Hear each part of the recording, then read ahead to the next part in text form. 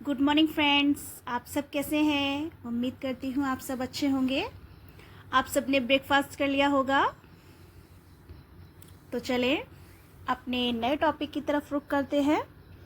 कल हमने महावीर स्वामी के जीवन परिचय और ऋषभदेव का जीवन परिचय और पार्श्वनाथ के बारे में कुछ पढ़ा था। अब हम महावीर स्वामी के दर्शन के बारे में पढ़ते हैं। ओके, तो स्टार्ट। पहला है पंच महावर्तों में विश्वास। जैन धर्म पंच महावर्तों में विश्वास रखता था। कर्म व पुनर्जन्म के सिद्धांत में विश्वास। उनका मानना था कि कर्म के अनुसार पुनर्जन्म होता है। आत्मा में विश्वास करते थे वो। ईश्वर के अस्तित्व में विश्वास, लेकिन इन्हें जिन से नीचे रखता था। वेदों की अपौरुषता को स्वीकार करता था। अपौरुषता का मतलब होता है ईश्वर द्वारा रचित। वेद जो है ईश्वर द्वारा रचित है। जैन धर्म क्या मानता है? वेदों को ईश्वर द्वारा रचित मानता है, न कि मानव द्वारा रचित। त्रिरत्नों में विश्वास। त्रिरत्न कौन कौन से हैं इनके? सम्यक ज्ञान, सम्यक दर्शन और सम्यक चरित्र। इसका विवरण हम आगे पढ़ेंगे। मोक्ष या निर्माण की अवधारणा में विश्वास। अनेकांतवाद, स्यादवाद या सप्तभंगीवाद, न्यायवाद में विश्वास। ये एक ही नाम है। अनेकांतवाद, स्यादवाद, समभंगीवाद और न्यायवाद में विश्वास, ये अनेकांतवाद के ही नाम हैं। कल्पवृक्ष की अवधारणा में विश्वास। 63 श्लाका पुरुष की अवधारणा में विश्वास। इसमें जो 63 श्लाका पुरुष है, इसमें 24 तीर्थकर, 12 चक्रवर्ती, 9 बलभद्र, 9 नारायण और 9 प्रति नारायण शामिल है। आगे चलते हैं। आसर्व। आसर्व का शाब्दिक अर्थ क्या है? बहना। वह स्थिति जब कर्म आकर्षित होकर जीव की ओर प्रवाहित होता है, उसे आसर्व कहते हैं। आसर्व ऐसी स्थिति है कि कर्मों के अंदर आने का इशारा, कि हमको वो ऐसी चीजों की ओर आकर्षित करती है जिससे कि हम अच्छे और बुरे कर्म करते हैं और जिसके कारण हम मोक्ष प्राप्त नहीं कर पाते और जन्म मरण के चक्र से मुक्ति नहीं पा पाते। तो आसर्व का अर्थ क्या है? कर्मों के अंदर आने का इशारा, जो कि हमें कर्मों की ओर आकर्षित करते हैं। ब्रांद। ब्रांद क्या है? आसर्व के संपर्क से जीव अपने वास्तविक रूप को प्राप्त नहीं कर पाता तथा बंध की ओर अवस्था में रहता है, अर्थात पुनर्जन्म में ही बंध है। आसर्व की अवस्था ऐसी होती है कि हमें अपने कर्म जन्मों से मुक्ति नहीं मिलती। हम कर्म की ओर आकर्षित होते हैं और उसके कारण हम अच्छे और बुरे कर्म करते हैं और उसी के संपर्क में रहते हैं, और उस अवस्था को क्या कहते हैं? ब्रंद कहते हैं, जिसके कारण हम पुनर्जन्म की ब्रंद में बंधे रहते हैं और हमारा पुनर्जन्म होता रहता है। यानी जन्म होता है, मृत्यु होती है, फिर जन्म होता है और फिर मृत्यु होती है। सवर। सही ज्ञान व प्रयासों द्वारा जीव के प्रति कर्मों के प्रभाव को रोकना।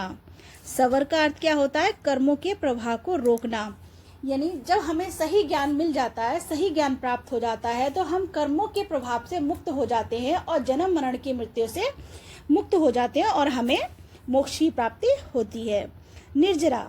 पूर्व संचित कर्मों के विनाश की क्रिया निर्जरा कहलाती है। निर्जरा एक ऐसी क्रिया होती है जो हमने पहले से करे कर्म होते हैं, जो हमने अच्छे कर्म करे या बुरे कर्म करे, उनको विनाश करने की क्रिया जो होती है वो निर्जरा कहलाती है। उन्हें हम अपने तपस्या से, अच्छे कर्मों से हम उनको नष्ट करते हैं, तो वह स्थिति निर्जरा कहलाती है।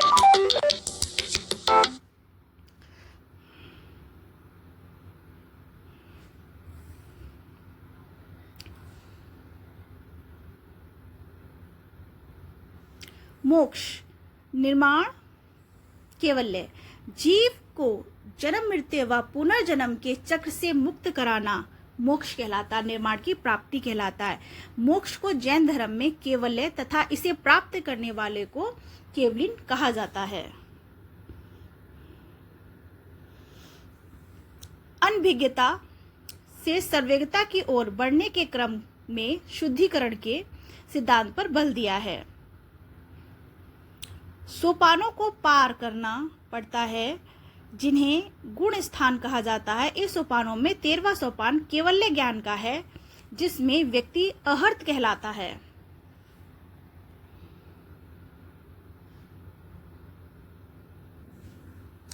जैन धर्म में 14 सोपानों को पार करना पड़ता है, जिन्हें गुण स्थान कहा जाता है।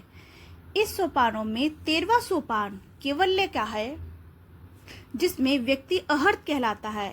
एक अहर्त जिसने सिद्धांत की शिक्षा देने की क्षमता हासिल कर ली है, वह तीर्थकर कहलाता है। एक अहर्त जिसने सिद्धांत की शिक्षा देने की क्षमता हासिल कर ली है, वह तीर्थकर कहलाता है। 14वें सोपान में अहर्त का अर्थ होता है योग्य, यानी जिसने सिद्धांत की शिक्षा देने योग्य जो बन गया है, उसको तीर्थकर कहते हैं। 14वें सोपान अहर्त अपनी मृत्यु के ठीक पहले प्राप्त कर लेता है। 14वें सोपान में को अहर्त जो योग्य व्यक्ति होता है, यानी ज्ञान है जो, वो मृत्यु के ठीक पहले प्राप्त कर लेता है, जब वह सभी गतिविधियों तथा कार्यों के पूर्ण प्रभाव से मुक्त हो जाता है। मुक्त जीव अनंत चतुष्टय को प्राप्त करता है। यहाँ क्या कह रहा है कि 14वें सोपान को अहर्त अपनी मृत्यु के ठीक पहले प्राप्त कर लेता है, यानी उस स्थिति को पहले प्राप्त कर लेता है जहां उसे कर्म मरण के चक्र से मुक्ति मिल जाती है, उसको ज्ञान प्राप्त हो जाता है। तब वह सभी गतिविधियों यानी कार्य के पूर्ण प्रभाव से, जो भी हमारे भौतिक जीवन में कार्य होते हैं, सुख है, दुख है, अच्छा है, बुरा है, इन सभी गतिविधियों के कार्य के प्रभाव से मुक्त हो जाता है। तब वह मुक्त यानी निर्माण की प्राप्ति करता है। मुक्त जीव अनंत चतुष्टय को प्राप्त करता है। वो अनंत चतुष्टय कौन से हैं? जब वह अंतिम चरण पर होता है तो वो जो ज्ञान प्राप्त करता है तो वो क्या होते हैं? अनंत ज्ञान, उसे अनंत ज्ञान की प्राप्ति होती है। अनंत दर्शन, उसे अनंत दर्शन का ज्ञान होता है। अनंत वीर्य, यानी उसे अनंत ऊर्जा मिलती है। और अनंत सुख, और वह अनंत सुख में स्थिति में पहुंच जाता है जब वह मोक्ष की स्थिति में होता है। जैन धर्म के 3 रत्न। जैन धर्म में 3 रत्नों का वर्णन है। पहला है सम्यक ज्ञान। इसका अर्थ है सतरूप का शंका विहीन व वास्तविक ज्ञान सम्यक ज्ञान है। वास्तविक ज्ञान को सम्यक ज्ञान कहते हैं। ज्ञान के प्रकार कितने बताए गए हैं? ज्ञान के 5 प्रकार बताए गए हैं। मति ज्ञान। मति ज्ञान क्या होता है? इंद्रियों तथा मन के सार्थक से प्राप्त ज्ञान। श्रुति ज्ञान, शब्द से उत्पन्न ज्ञान। अवधि ज्ञान, किसी वस्तु का अलौकिक ज्ञान। मन पर्याय, दूसरे के मन की बात जान लेना। केवल्य अर्थात सर्वोच्च ज्ञान। सम्यक दर्शन में क्या है? सम्यक दर्शन अर्थात श्रद्धा। सत्य में विश्वास सम्यक श्रद्धा है, यानी सत्य में विश्वास करना सम्यक श्रद्धा कहलाता है। जैसे संदेह से दूर रहना, सांसारिक सुख की अभिलाषा न करना, भ्रामक मार्ग की ओर न जाना, जैन सिद्धांत की श्रेष्ठता स्थापित करना सम्यक दर्शन कहलाता है। सम्यक आचरण, इंद्रिया जनित विषयों से अनासक्त होना, सुख दुख में समान भाव रखना, यानी सुख हो या दुख हो उसका आचरण एक समान रहेगा, उसको क्या कहते हैं? सम्यक आचरण कहते हैं। 3 रत्नों में सर्वाधिक बल सम्यक आचरण को दिया गया है। 3 रत्न में सर्वाधिक बल सम्यक आचरण पर दिया गया है। पंच महावर्त इसी के अंग हैं।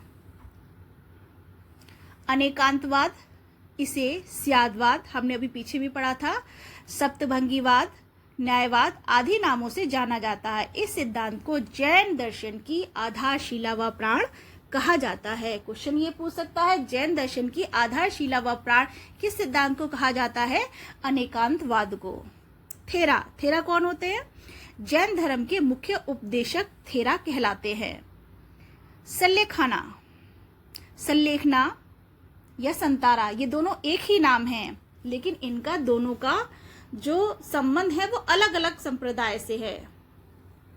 तो ये आपने पहले कभी नहीं पढ़ा होगा। तो सल्लेखना का शाब्दिक अर्थ है अच्छाई का लेखा जोखा रखना। श्वेतांबर द्वारा इस प्रक्रिया को संथारा कहा जाता है।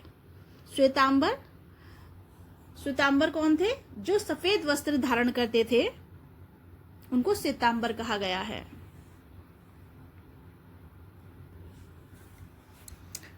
संलेखना या संतारा। संलेखना का शाब्दिक अर्थ है अच्छाई का लेखा जोखा रखना। श्वेतांबर द्वारा इस प्रक्रिया को संथारा कहा जाता है तथा दिगंबरों द्वारा इस प्रक्रिया को संलेखना कहा जाता है।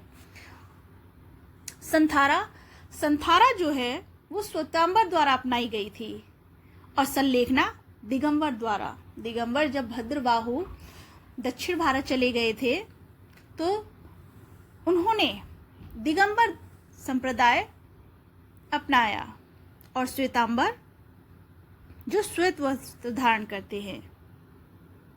ये बहुत वेरी इंपॉर्टेंट है। इसको और भी क्या कहा जाता है? इसे निष्पत्ति कामर्मण वैकुंठ या अनवर्थिकी भी कहा जाता है। इसके अंतर्गत जैन भिक्षु, किसके अंतर्गत? संलेखना। इसके अंतर्गत जैन भिक्षु भिक्षुणी या उपासकों द्वारा उपवास पद्धति अर्थात बिना अन्न जल ग्रहण किए शरीर को त्यागना संलेखना या संतारा कहलाता है। जो भिक्षु या भिक्षुणी बिना अल्जन ग्रहण करे अपने शरीर को त्याग कर देते हैं उस क्रिया को संलेखना या संतारा कहा जाता है। संलेखना जो प्रक्रिया है वो दिगंबरों द्वारा अपनाई गई थी और संतारा श्वेतांबरों द्वारा अपनाई गई थी। इस पद्धति द्वारा शरीर त्यागने वाले शासक पहले कौन थे? चंद्रगुप्त मौर्य व राष्ट्रकूट शासक इंद्रचतुष्ट। ये बहुत ही इंपॉर्टेंट है। इस पद्धति द्वारा शरीर त्यागने वाले जो शासक थे वो कौन थे? चंद्रगुप्त मौर्य व राष्ट्रकूट शासक इंद्रचतुर्थ। प्रेषण पर्व क्या होता है? जैन धर्म से संबंधित है। यह 18 दिन तक चलता है। इसे दक्ष लक्षण पर्व भी कहते हैं। क्वेश्चन में यह आएगा पर्युषण पर्व किस धर्म से संबंधित है? तो हम क्या कहेंगे? जैन धर्म से संबंधित है। यह 18 दिन तक चलता है। इसे दक्ष लक्षण पर्व भी कहते हैं। सवस्रण। जैन धर्म में तीर्थकर की धर्म सभा को सवस्रण कहा जाता है। जब जैन धर्म में जो तीर्थकर होते हैं उनकी जो सभा होती है उसको संवस्रण कहते हैं। इसका सही अर्थ क्या है? समस्त प्राणियों को शरण प्रदान करने वाला संवस्रण कहलाता है। अब हम जैन संघ के बारे में पढ़ेंगे। महावीर स्वामी ने पावा में जैन संघ की स्थापना की। इसमें इनके 11 प्रमुख अनुयायी ने जो गजधर कहलाए। महावीर स्वामी ने पावा में जैन संघ की स्थापना की थी। इसमें 11 प्रमुख अनुयायी थे जो गजधर कहलाए। ये गजधर मगध क्षेत्र के 11 ब्राह्मण थे जिनको पावा में ही महावीर ने दीक्षित किया था। ये 11 गजधर कौन थे? इंद्रभूति, ये प्रथम गजधर थे। अग्निभूति, वार्यभूति, आर्यात्सक, सुधर्मन, मंडिकपुत्र, मौर्यपुत्र, अकालपित, अचल भाद्र, मैत्रेय और प्रभास। महावीर के जीवन काल में ही 10 गजधरों की मृत्यु हो गई थी। सुधर्मन को कैवल्य की प्राप्ति महात्मा बुद्ध के महानिर्माण के दिन हुई थी। एक सुधर्म ही था। 10 गजधरों की मृत्यु तो महावीर के जीवन काल में ही हो गई थी, लेकिन सुधर्म को कैवल्य की प्राप्ति यानी सर्वोच्च ज्ञान की प्राप्ति महात्मा बुद्ध के महापरिनिर्माण के दिन ही हुई थी, यानी उनकी मृत्यु के दिन ही हुई थी। महापरिनिर्माण की घटना क्या कहलाती है? मृत्यु की घटना क्या कहलाती है? महापरिनिर्माण। ये हमने बौद्ध धर्म में पढ़ा था। महावीर की मृत्यु के बाद सुधर्मन जैन संघ के प्रथम अध्यक्ष बने। ये नोट कीजिए, महावीर की मृत्यु के बाद सुधर्मन जैन संघ के प्रथम अध्यक्ष बने। महावीर की स्वामी की मृत्यु के बाद सुधर्मन प्रथम अध्यक्ष बने। इनके बाद कौन बना? जम्बू, जो 44 वर्ष तक अध्यक्ष रहे। और जम्मू के बाद संभूति विजय व भद्रबाहु जैन संघ के 2 समांतर अध्यक्ष बनने से संघ में फूट पड़ी। महावीर स्वामी के बाद कौन अध्यक्ष बने? सुधर्मन बने। उनके बाद जम्बू जो 44 वर्ष तक अध्यक्ष रहे, और उसके बाद संभूति विजय व भद्रबाहु जैन संघ के 2 समांतर अध्यक्ष बने, जिसके कारण संघ में फूट पड़ी। संभूति विजय की मृत्यु 322 ईस्वी में हुई थी, जब मौर्यकाल का 322 मौर्यकाल कहलाता है, शुरुआत जो हुई थी। और भद्रबाहु जो थे, संभूति की विजय के बाद भद्रबाहु दिगंबर का नेतृत्व किया और स्थूल भद्र श्वेतांबर का नेतृत्व किया।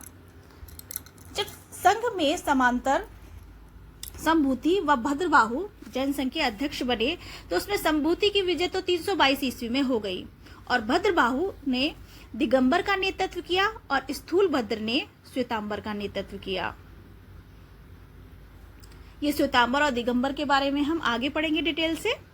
जैन संघ में प्रथम विच्छेद महावीर के कैवल्य प्राप्ति के 12वें वर्ष में हुआ था, जिसमें जमाली जो उनका दामाद और प्रथम शिष्य और भांजा था, क्रियामठ सिद्धांत के विवाद पर संघ से अलग हो गया था। हमने पढ़ा था ना क्रियामठ कृत सिद्धांत क्या होता है, कि महावीर स्वामी जो कहते हैं उनके अनुसार अगर हमने किसी का मन में बुरा करने की सोच लिया तो समझो उसका बुरा हो गया, लेकिन जमाली कहते हैं अगर हमने मूल रूप में वह कार्य नहीं किया तो यह कार्य हमने नहीं किया। तो इस पर जब उनकी बहस हुई थी तो जमाली ने अपनी पत्नी के साथ वे जैन धर्म से अलग हो गए थे। जैन संघ में दूसरा विच्छेद महावीर के कैवल्य प्राप्ति के 14वें वर्ष में हुआ, जिसका नेतृत्व तीस गुप्त द्वारा किया गया। प्रथम विच्छेद कब हुआ था? उनके 12वें वर्ष में और दूसरा विच्छेद 14वें वर्ष में। नोट कीजिए, जैन संघ में प्रथम व द्वितीय विच्छेद महावीर स्वामी के जीवन काल में ही हुआ था। संभूति विजय व भद्रबाहु जैन संघ के 2 समांतर अध्यक्ष बनने से संघ में फूट पड़ी। संभूति विजय की मृत्यु के बाद भद्रबाहु ने जैन संघ का नेतृत्व किया। संभूति विजय की मृत्यु कब हो गई थी? 322 ईस्वी में हो गई थी। 310 ईस्वी में मगध में भयंकर अकाल पड़ा। इसको ध्यान से समझना। 310 ईस्वी में मगध में भयंकर अकाल पड़ा। अकाल से बचने तथा जैन परंपराओं का पालन करने के लिए संघ संचालन का कार्य स्थूल भद्र को सौंपकर 12,000 भिक्षुओं के साथ स्वरबेलगोला कर्नाटक चले गए। कौन चले गए? भद्रबाहु। भद्रबाहु कालांतर में दिगंबर तथा दक्षिणी जैन कहलाए, क्योंकि वह कर्नाटक यानी दक्षिण भारत चले गए थे। और भद्रबाहु ने विशाख को अपना उत्तराधिकारी नियुक्त किया। स्थूल भद्र द्वारा उत्तर भारत के जैन भिक्षुओं ने एक सभा उज्जैन में बुलाई तथा आवश्यक अंगों को ढकने के लिए अर्धपालक या लंगोट पहनने का प्रावधान किया। यह वर्ग श्वेतांबर शाखा से संबंधित हुआ। ये जो 2 संप्रदाय बने, श्वेतांबर और दिगंबर, वो इसी कारण बने थे कि 310 में मगध में भयंकर अकाल पड़ा और अकाल से बचने तथा जैन परंपराओं का पालन करने के लिए संघ संचालन का कार्य स्थूल भद्र को सौंपकर 12,000 भिक्षुओं के साथ स्वरबेलगोला कर्नाटक चले गए। कौन चले गए? भद्रबाहु।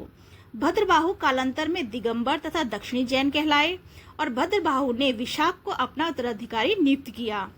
स्थूल भद्र द्वारा उत्तर भारत के जैन भिक्षुओं ने एक सभा उज्जैन में बुलाई तथा आवश्यक अंगों को ढकने के लिए अर्धपालक या लंगोट पहनने का प्रावधान किया। ये वर्ग क्या कहलाया? श्वेतांबर शाखा से संबंधित हुआ।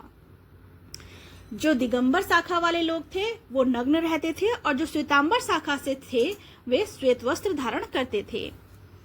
उत्तर भारत में जैन मुनियों ने स्थूल भद्र के नेतृत्व में पाटलिपुत्र में एक सभा बुलाकर अपने धार्मिक आचार संहिता को लिपिबद्ध कर लिया था।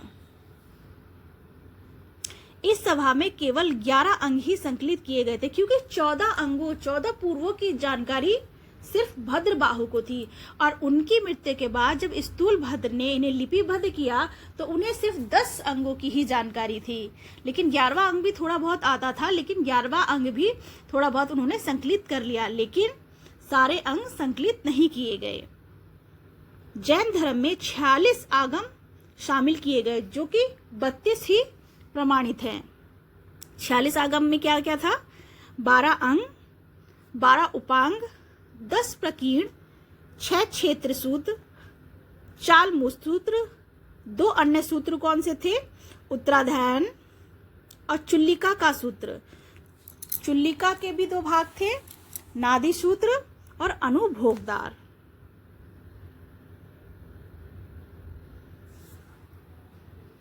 ठीक है,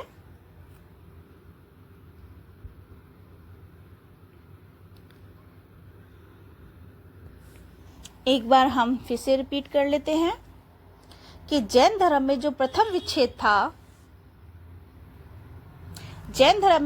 विच्छेद था वो महावीर के कैवल्य प्राप्ति के 12वें वर्ष में हुआ तथा जमाली क्रीड़ामत सिद्धांत के विवाद पर संघ से अलग हो गया।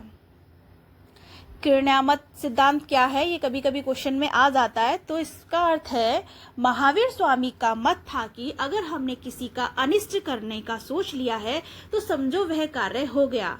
और जमाली का मत है कि अगर हमने इसे मूल रूप में नहीं किया है तो वह कार्य हुआ ही नहीं है। जैन धर्म में दूसरा विच्छेद कब हुआ था? महावीर के कैवल्य प्राप्ति के 14वें वर्ष में हुआ, जिसका नेतृत्व तीर्थगुप्त द्वारा किया गया। जैन संघ में प्रथम व द्वितीय विच्छेद महावीर स्वामी के जीवन काल में ही हो गया था। ठीक है, और संभूति, विजय व भद्रबाहु जैन धर्म के 2 समांतर तख्त बने थे, जिसमें संघ में फूट पड़ गई थी। और संभूति की विजय मृत्यु के बाद भद्रबाहु ने जैन धर्म का नेतृत्व किया।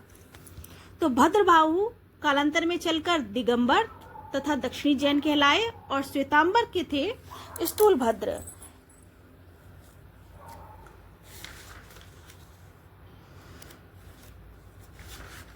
और फिर स्थूलभद्र ने